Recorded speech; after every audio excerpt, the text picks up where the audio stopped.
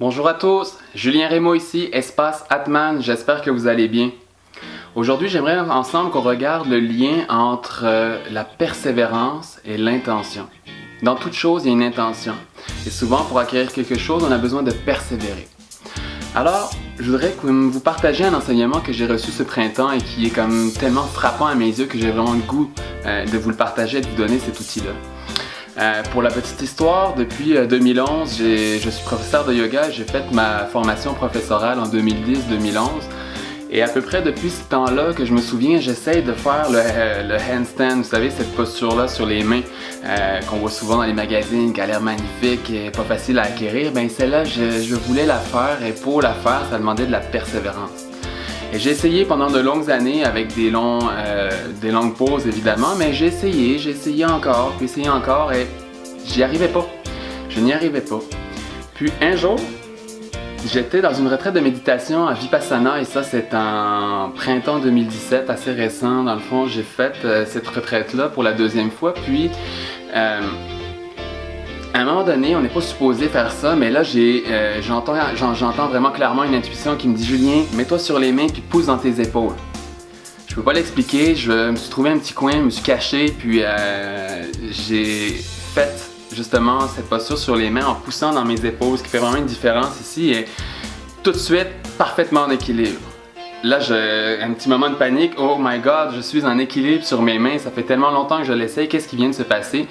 Et bref, en méditant un petit peu plus tard, j'ai vraiment compris qu'il y avait quelque chose dans le passé que je n'avais pas compris. Et c'était beaucoup plus que quelque chose de technique, beaucoup plus que quelque chose d'alignement. Vous savez, ma vision du yoga, c'est que c'est un entraînement. Quand je suis sur mon tapis en train de pratiquer, c'est pour moi un entraînement qui va me permettre de vivre ma vie du quotidien beaucoup plus facilement, avec un petit peu plus de détachement et surtout, tous les enseignements que je prends au travers de mon corps, que je reçois au travers des gens qui m'enseignent, me permettent de le mettre en pratique ensuite. L'enseignement que j'ai eu ici, c'est que l'intention derrière laquelle je m'essoufflais à persévérer à vouloir cette posture-là n'était pas bonne. Je persévérais dans le but d'avoir cette posture-là dans un aspect de performance. En tant qu'enseignant, je voulais faire cette posture-là, je pouvais pouvoir l'expliquer, je voulais pouvoir l'acquérir pour pouvoir la retransmettre aussi, mais c'était vraiment dans un but de performance, comme si je voulais en plus avoir cette posture-là dans ma poche. Et savez quoi, la vie est bien faite parce que je l'ai jamais réussi. Et pourtant, je me souviens très bien qu'on m'a déjà dit dans le passé, pousse dans tes épaules, fais l'inverse de ce qu'on te dit de faire dans une pratique normale. Pousse dans tes épaules, comme à la gym, comme à la gymnastique. Je l'avais pas entendu, je l'avais pas compris. C'est comme si mon cerveau était incompatible, fermé à cet enseignement-là. C'est un peu comme si on essayait de donner un programme de 3 dimensions à un ordinateur des années 2000. Ça fonctionne pas. Je n'étais pas prêt, je n'étais pas ouvert, mon cerveau ne voulait pas l'entendre. C'était incompatible tout simplement. Mais à partir du moment où dans un moment de détachement, dans une retraite de méditation, dans le calme, ça faisait déjà 5-6 jours que j'étais là, cette intuition est arrivée là et j'ai abordé la posture pour le plaisir. Pour le fun de pouvoir la faire et j'ai reconnecté aussi avec ce besoin de vouloir acquérir cette posture-là parce que c'est légitime aussi, mais pour pouvoir la retransmettre, la donner d'une façon pure à mes étudiants. Et à partir de ce moment-là, c'est arrivé. Alors dans la vie, quand quelque chose bloque, posez-vous cette question. Est-ce que l'intention derrière ça est bonne? S'il y a une situation qui a tendance à revenir dans ma vie, il y a de fortes chances que je n'ai pas été assez conscient, intelligent, ouvert pour ramasser l'enseignement qu'il y a dans cette expérience-là. Alors posez-vous la question de qu'est-ce que je n'aborde pas de la bonne façon? Pourquoi est-ce que mon approche ne fonctionne pas? Pourquoi est-ce que cette situation-là revient? En prenant du recul, en respirant, en méditant là-dessus, en réfléchissant, il y a des bonnes chances que vous trouviez une solution. Sortez de votre zone de confort, regardez différemment, demandez de l'aide, exprimez-vous.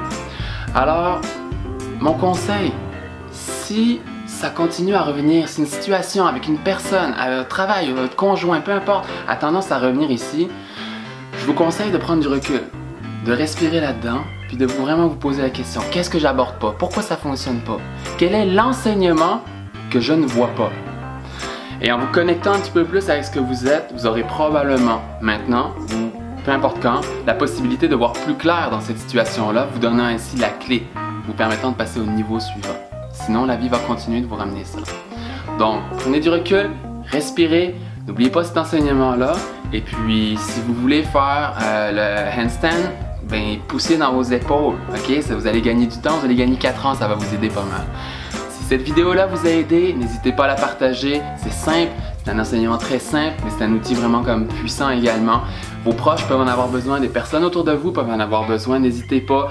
Sur ma page YouTube, vous allez trouver d'autres vidéos. Sur ma page Facebook, vous allez trouver du contenu pertinent, intéressant.